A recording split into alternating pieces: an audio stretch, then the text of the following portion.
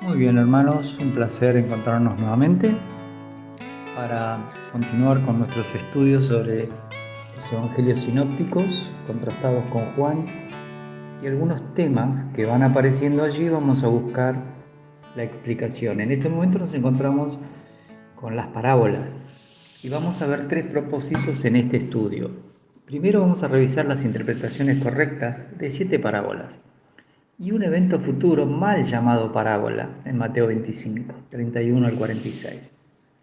Lo segundo es que vamos a continuar afirmando el mismo concepto de ver cuál es el contexto de una parábola, para poder interpretarla, obviamente. En tercer lugar, vamos a mantener en mente siempre el mismo concepto que ya hemos visto, que hay un doble propósito en las parábolas. Con respecto al pueblo, endurecerlo para que sean castigados, y con respecto a los apóstoles, darles entendimiento de un tema fundamental que es la posposición del reino prometido a Israel debido al rechazo que ha tenido el Señor Jesucristo y a la decisión de matarlo que han tomado los líderes. En este gráfico volvemos a ver estas parábolas que ya estamos estudiando, pero en un orden de la 17 a la 24. Vamos a ver primero que nada las 5 vírgenes prudentes y las 5 vírgenes insensatas, es decir, las que no estaban capacitadas para esperar que llegara un poco más tarde el novio que venía de casarse. Y como ustedes ven, vamos a terminar en Mateo 25, viendo esta otra parábola del amo y los mayordomos responsables de administrar talentos hasta su regreso. Vamos a explicar qué es un talento. Muchas personas han hablado de estas parábolas hablando de talentos naturales o adquiridos. En tercer lugar, completamos la parábola del rey y el juicio a los cabritos y corderos, que no es una parábola como se la nombra normalmente y como la van a ver en la mayoría de los libros protestantes y aún evangélicos de la teología bíblica. Y si ustedes quieren extender la cantidad de personas que piensan que es una parábola, el catolicismo también lo considera así. Luego vamos a ver la número 20, que es la semilla que crece y no se percibe, que está en Marcos 4. En Marcos 13 vamos a ver el amo que deja las tareas de su casa al cuidado de sus siervos. Luego vamos a pasar a Lucas 7 para ver al acreedor y el amor de los dos deudores, para no confundirla con el acreedor que perdonó a uno y este acreedor fue, como vimos la vez pasada, y no quiso perdonar a otro. En este caso son 2 personas en una cena, a la cual el Señor, hablando con Simón y con la mujer que había limpiado sus pies, hace esta parábola. Luego tenemos la del buen samaritano, muy conocida, la vamos a buscar en Lucas 10. Y finalmente en Lucas 11, el amigo que le pide ayuda a su amigo porque a medianoche ha tenido una visita inoportuna. Vamos a leer las diapositivas de Mateo 25. Entonces, después de que él habló de las características de la tribulación, que él habló de qué va a pasar en la primera mitad y en la segunda mitad de la tribulación, ahora está dando esta parábola de las vírgenes prudentes y las insensatas. Por favor, siempre el trasfondo de estas parábolas tiene que ver con la costumbre judía de las bodas, y el trasfondo ideal es que ustedes vean el Salmo 45.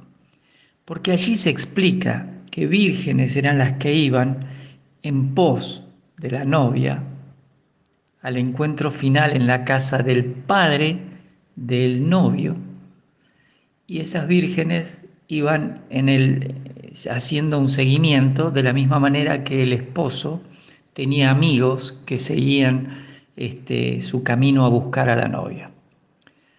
5 de ellas eran prudentes y 5 eran insensatas.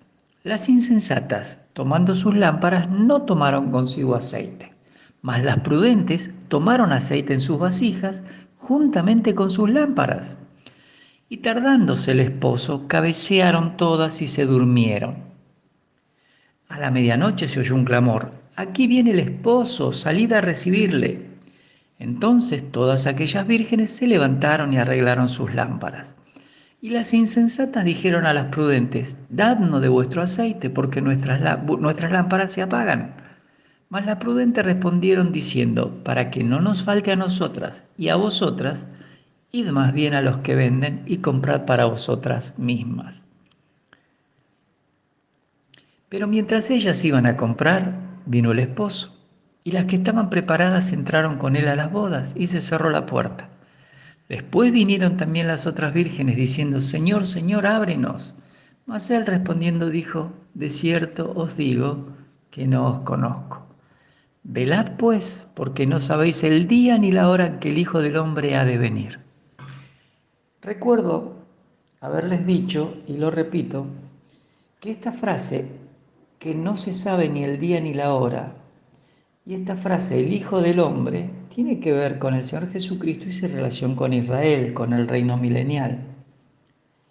Aquí lo que tenemos es una parábola muy simple.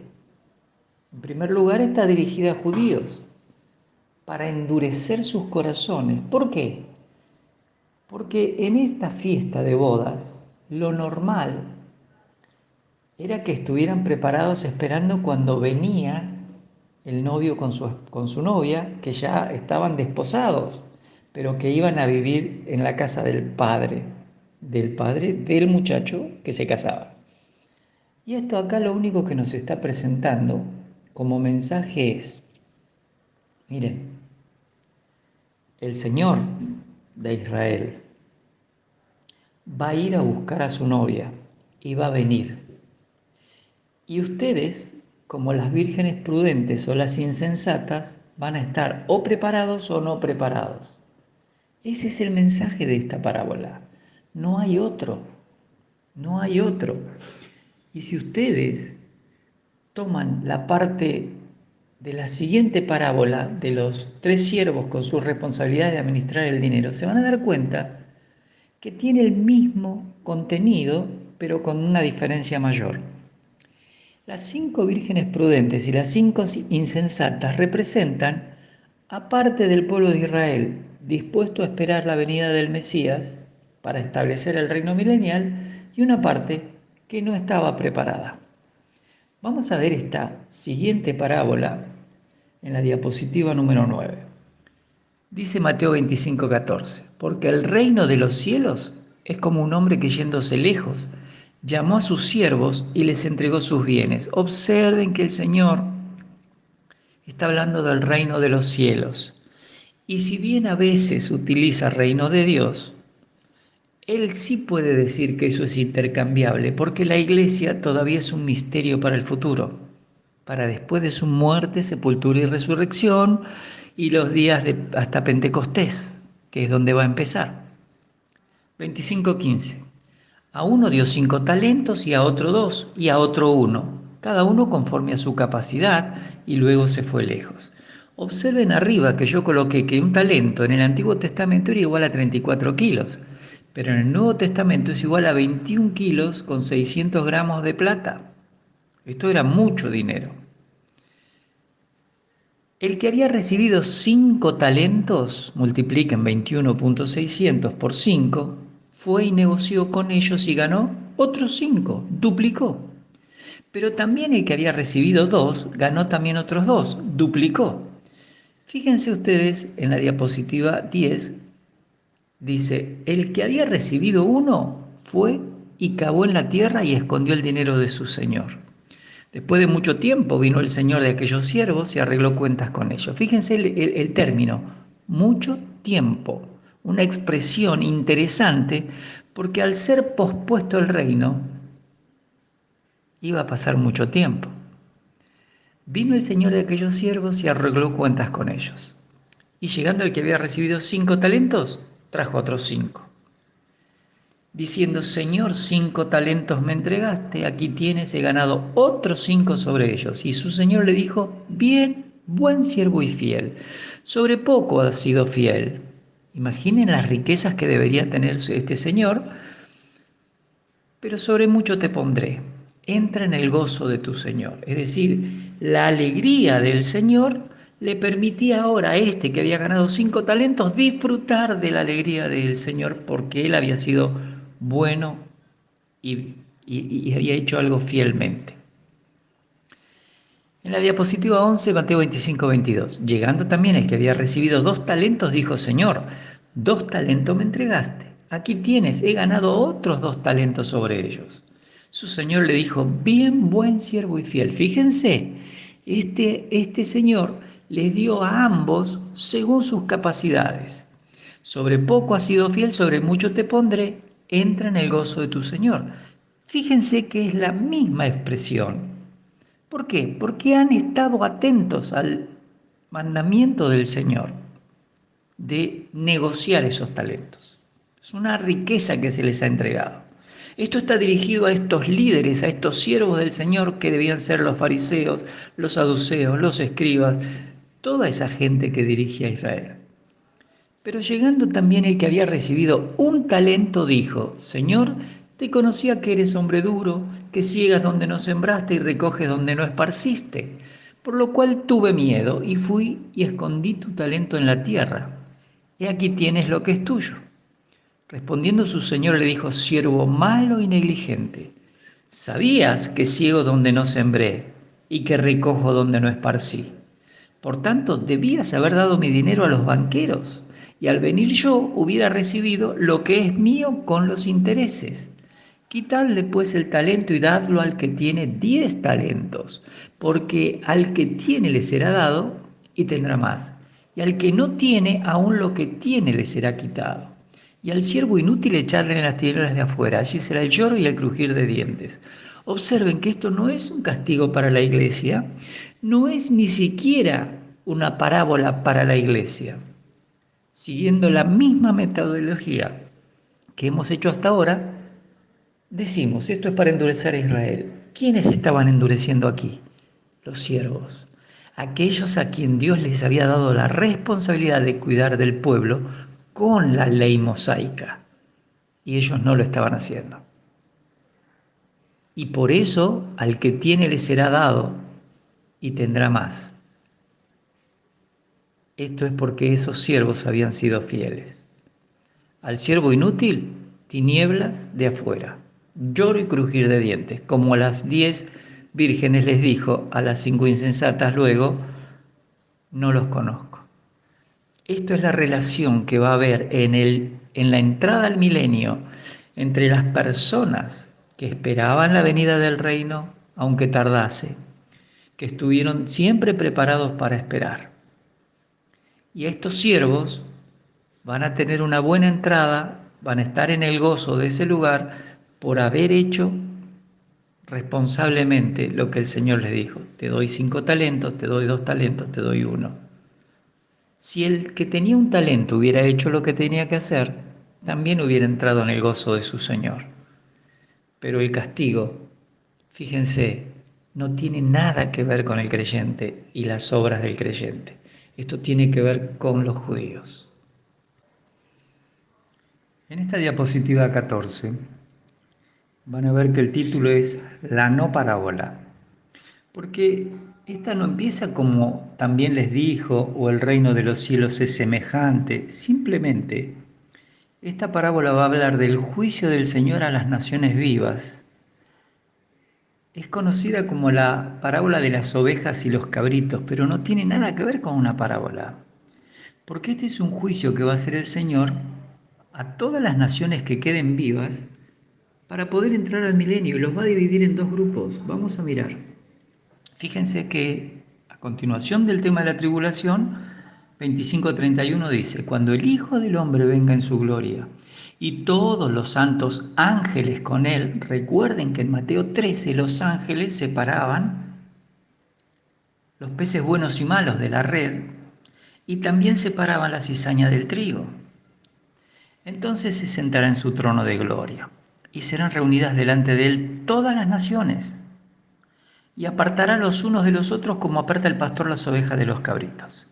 Pondrá las ovejas a su derecha y los cabritos a su izquierda. Entonces el rey dirá a los de su derecha: venid benditos de mi Padre, y ya sabemos que este rey es el Señor Jesucristo.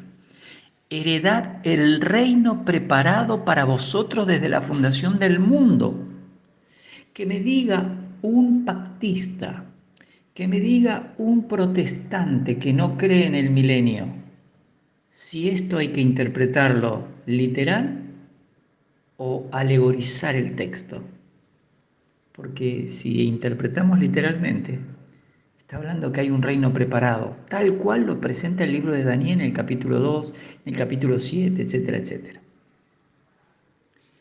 Mateo 25:35 dice: porque tuve hambre y me disteis de comer, tuve sed y me disteis de beber, fui forastero y me recogisteis, estuve desnudo y me cubristeis, enfermo y me visitasteis, en la cárcel y vinisteis a mí. Entonces los justos, fíjense que el término habla de la justicia personal, no de la imputada que tiene el creyente en la iglesia, según capítulo 5 de Romanos. Entonces los justos le responderán diciendo: Señor, ¿cuándo te vimos hambriento y te sustentamos, o sediento y te dimos de beber? ¿Y cuándo te vimos forastero y te recogimos, o desnudo y te cubrimos? ¿O cuándo te vimos enfermo o en la cárcel y vinimos a ti? Y respondiendo el rey les dirá: de cierto os digo que en cuanto lo hicisteis a uno de estos mis hermanos más pequeños, a mí lo hicisteis. Entonces dirá también a los de la izquierda: apartaos de mí, malditos, al fuego eterno preparado para el diablo y sus ángeles. ¿Ven que esto es al final de la tribulación, antes de empezar el milenio? Porque los ángeles son juzgados, los demonios, al final del milenio, de la tribulación, antes de empezar el milenio. Por eso Satanás, como va a estar atado 1000 años, cuando es soltado en Apocalipsis 20, tiene que ir él a juntar a las naciones. Ya no va a juntar a los reyes de la tierra, como en Armagedón. Versículo 42. Porque tuve hambre y no me disteis de comer. Tuve sed y no me disteis de beber. Fui forastero y no me recogisteis. Estuve desnudo y no me cubristeis. Enfermo y en la cárcel y no me visitasteis.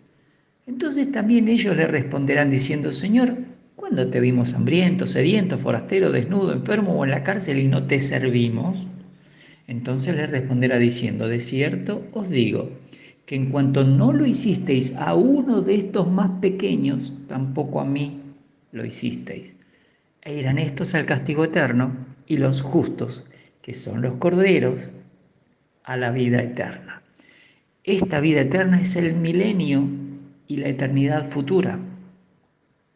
Por eso el joven rico en Lucas 18:18 le dijo: Maestro bueno, ¿qué haré para heredar la vida eterna?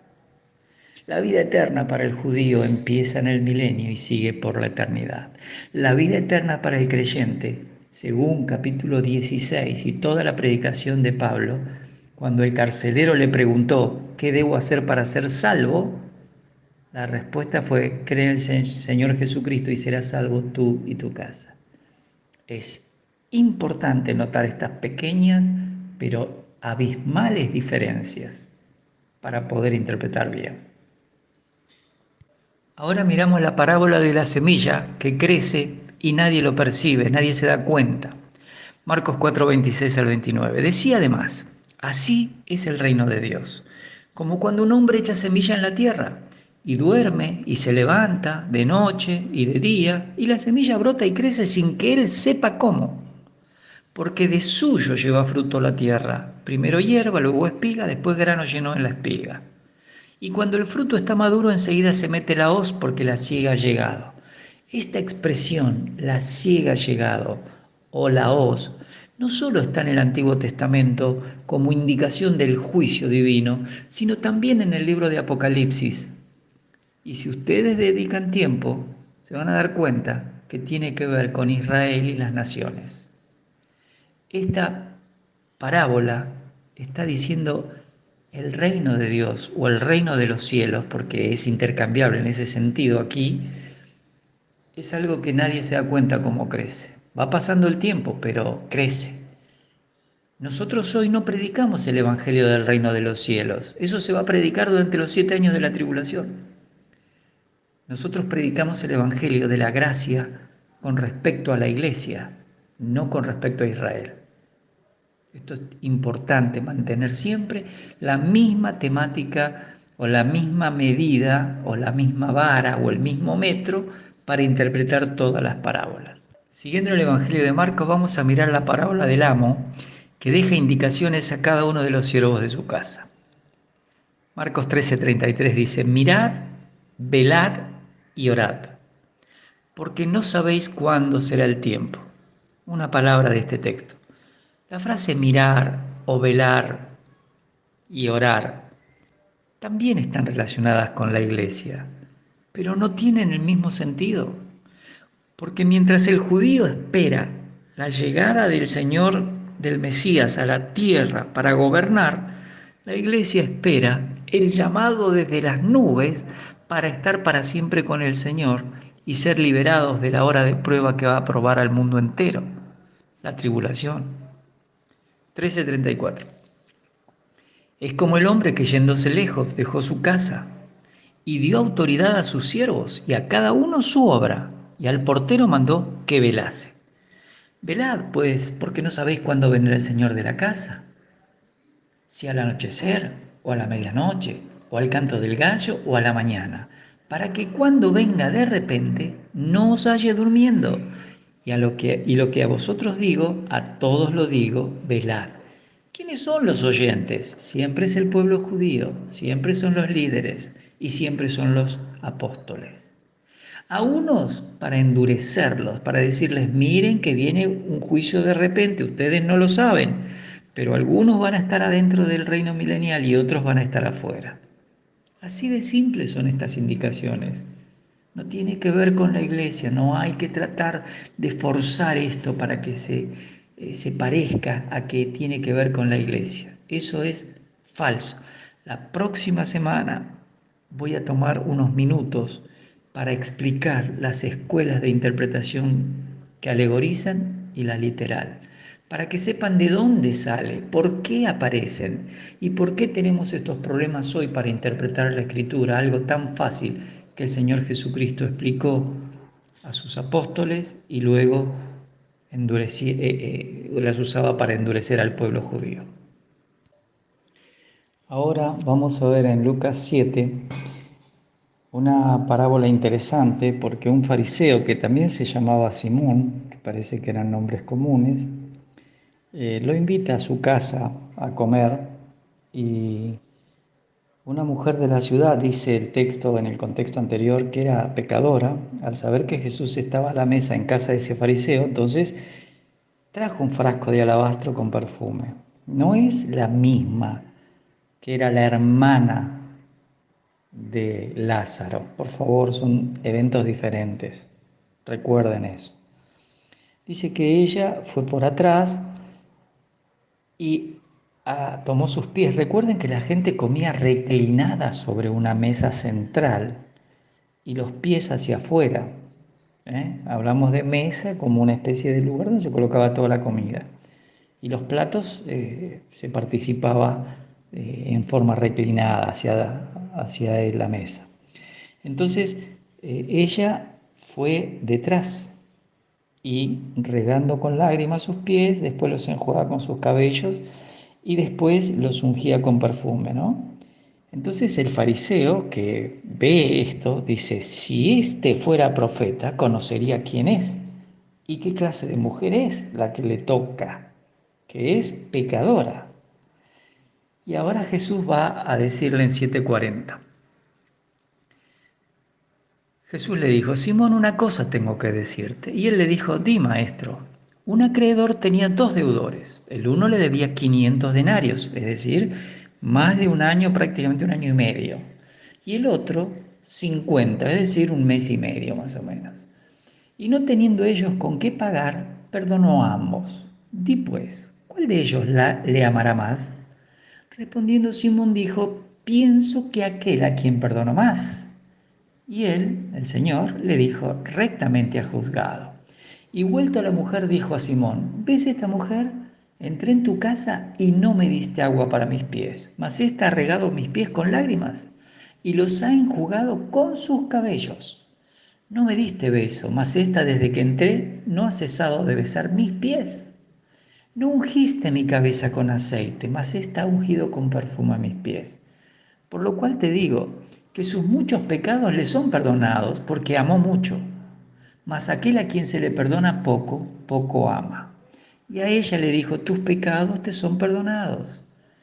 Y los que estaban juntamente sentados a la mesa, acuérdense, sentados es la traducción que hace el traductor, pero es reclinado, comenzaron a decir entre sí, ¿quién es este que también perdona pecados?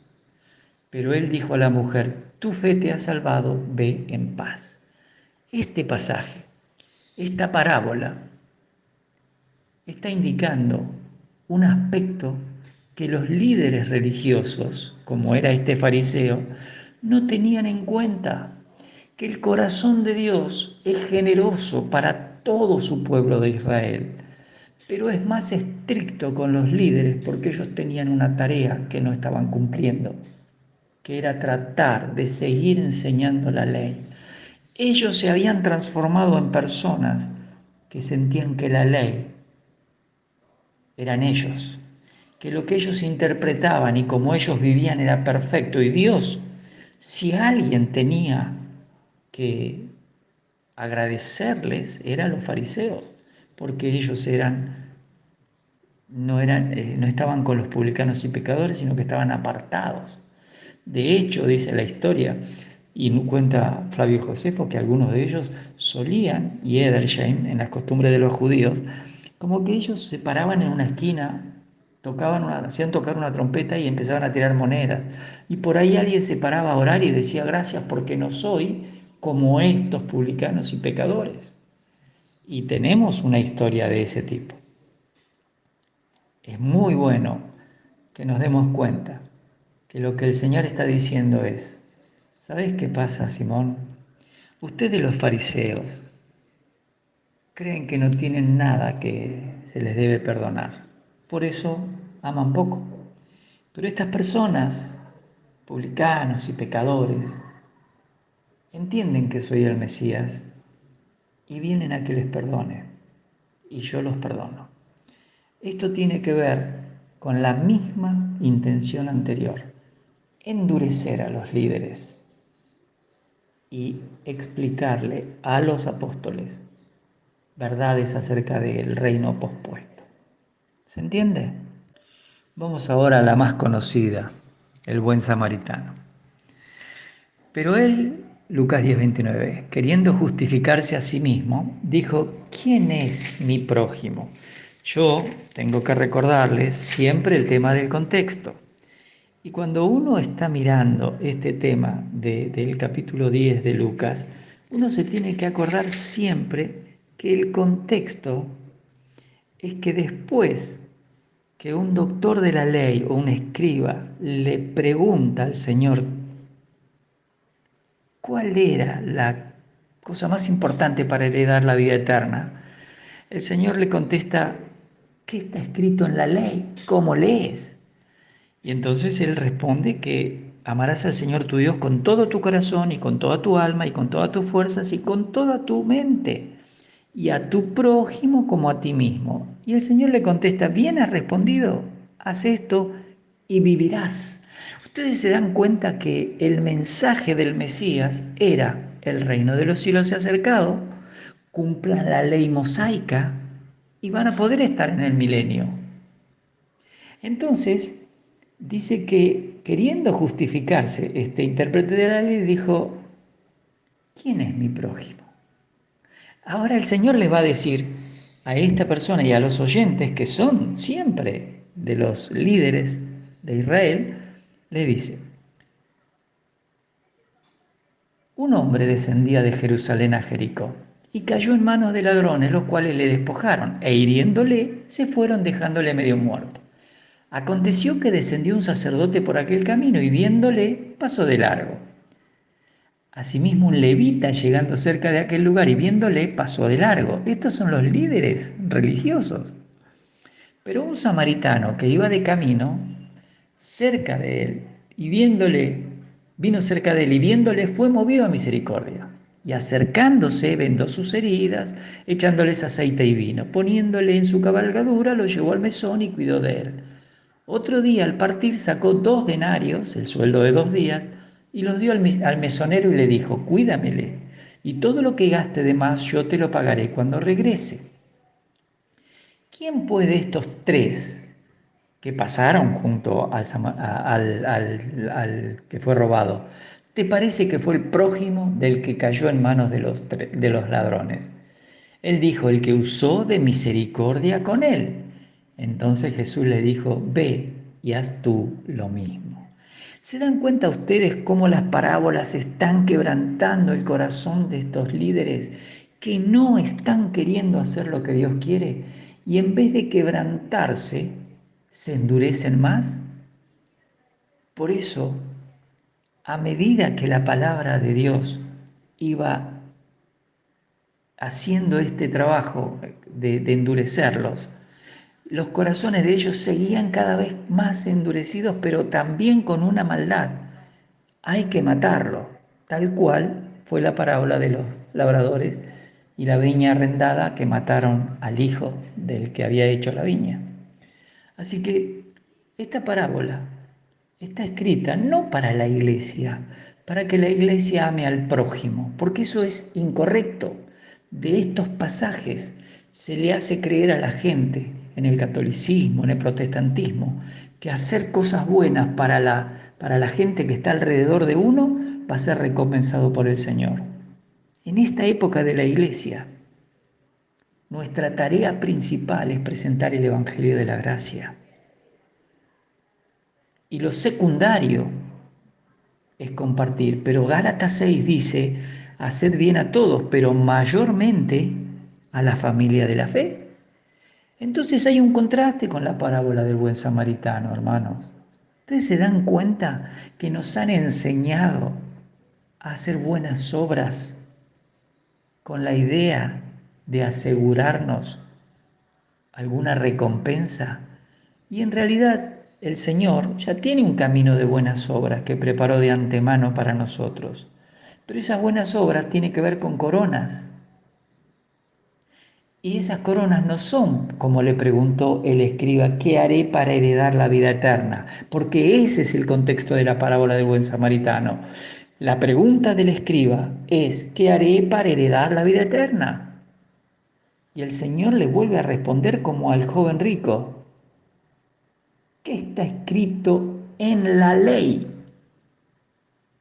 Hermanos, si le dedicamos tiempo a la lectura detenidamente, concienzudamente de lo que dice un texto y nos sacamos del cerebro estas ideas que nos ha metido el catolicismo y el protestantismo y los pactistas de hacer todo una alegorización del texto, el texto solo nos dice cuál es el contexto. Y sigue el propósito del Señor, endurecerlos. Sé que me voy a pasar de los 32, 33 minutos, pero esta es la última parábola que quiero que vean. Esta es la parábola que yo titulo como del amigo que pide ayuda a medianoche porque recibe una visita inoportuna. Aquellos que han heredado un esquema de nombres la llaman la parábola del amigo del amigo inoportuno. Vamos a ver el texto en Lucas 11:5. Les dijo también, ¿quién de vosotros que tenga un amigo va a él a medianoche y le dice, amigo, préstame 3 panes porque un amigo mío ha venido a mí de viaje y no tengo que ponerle delante? Y aquel, respondiendo desde adentro, le dice, no me molestes, la puerta ya está cerrada y mis niños están conmigo en cama, ¿no puedo levantarme y dártelos? Ven que está haciendo toda una pregunta extensa y le dice, ¿quién de ustedes que tiene un amigo va a recibir esta respuesta? No me molestes, está la puerta cerrada, estamos en cama, ¿no puedo levantarme y dártelos? Esta es la pregunta. Fíjense en 11:8, os digo que aunque no se levante a dárselos por ser su amigo, Sin embargo, por su importunidad, y ahí la palabra anideian tiene que ver también con algo impúdico, con algo inapropiado. Es decir, este amigo ve que su amigo tiene una situación muy difícil. Entonces dice, por su importunidad se levantará y le dará todo lo que necesite. ¿Ven que este amigo se levanta a dárselo? 11:9. Y yo os digo, pedid y se os dará, buscad y hallaréis, llamad y se os abrirá. Porque todo aquel que pide recibe, y el que busca halla, y al que llama se le abrirá. ¿Qué padre de vosotros, si su hijo le pide pan, le dará una piedra? ¿O si pescado, en lugar de pescado, le dará una serpiente? ¿O si le pide un huevo, le dará un escorpión? Pues si vosotros, siendo malos, sabéis dar buenas dádivas a vuestros hijos, ¿cuánto más vuestro Padre Celestial os dará el Espíritu Santo a los que se lo pidan? Yo quiero decirles que en este pasaje es muy interesante que el Señor la da a esta parábola luego de haber explicado el Padre Nuestro. Lucas coloca aquí esta parábola, que en Mateo no está de esa misma forma. ¿Y qué es lo que quiere enseñar? Que Dios, para los judíos, siempre está dispuesto, si ellos tienen una situación puntual, a hacer algo por ellos. Pero cada vez que Él está dando una parábola, los oyentes endurecen más sus corazones. Fíjense que inclusive Lucas dice, ¿cuánto más vuestro Padre Celestial dará el Espíritu Santo a los que se lo pidan? Evidentemente, esto está posterior a otras enseñanzas que el Señor dio con respecto a este tema. Pero ¿por qué utiliza esta expresión? Porque ellos en Mateo 12 ya dijeron que Él hacía las obras por el espíritu de Belcebú, no porque era el Espíritu Santo. Por eso les dijo, ninguna blasfemia puede ser perdonada, ni en este siglo, ni en el venidero, de aquel que dice que el Espíritu Santo es un demonio. Nadie puede blasfemar del Espíritu Santo. Los creyentes no tienen que decir, probablemente yo haya blasfemado. Mirá si blasfemé y no lo sé. No, eso no puede pasar en esta época. La blasfemia fue que cuando el Señor Jesucristo hacía los milagros, Romanos y Pedro nos dicen en Hechos que lo hacía por el poder del Espíritu Santo. Y sin embargo, ellos dijeron, es por el espíritu de Belcebú, el príncipe de los demonios. Esto está dentro de esos contextos. No tiene que ver con la iglesia. Ningún creyente puede blasfemar al Espíritu Santo. La única cosa parecida a la blasfemia del Espíritu Santo hoy es que alguien escuche el Evangelio y diga, no me interesa, no quiero creer. Porque eso implica que no está elegido y que no va a ser salvo. Pero no es la blasfemia como está en el capítulo 12 de Mateo. Vamos a concluir el tema de hoy. 3 cositas como dato para interpretar correctamente. Número 1, noten que siempre están los mismos interlocutores, el pueblo hebreo, los líderes y los apóstoles. En segundo lugar, noten que siempre están los mismos propósitos: A, endurecer a todos los hebreos para condenarlos, y B, dar entendimiento del tema tiempo a los apóstoles, porque cuanto lo han rechazado ya los judíos, el misterio es que se pospone la inauguración del reino de los cielos. Y tercero, noten que siempre están los mismos elementos de interpretación: la expresión literal con que fue escrito, el aspecto histórico de su contexto y las costumbres de la época, y la parte gramatical, tal cual lo hicieron los apóstoles. Para la próxima voy a empezar explicándoles de dónde vienen las escuelas de interpretación. Que el Señor les bendiga, que tengan una buena semana y les agradezco la paciencia para mis tiempos de predicación, que siempre me extiendo arriba de los 30 minutos.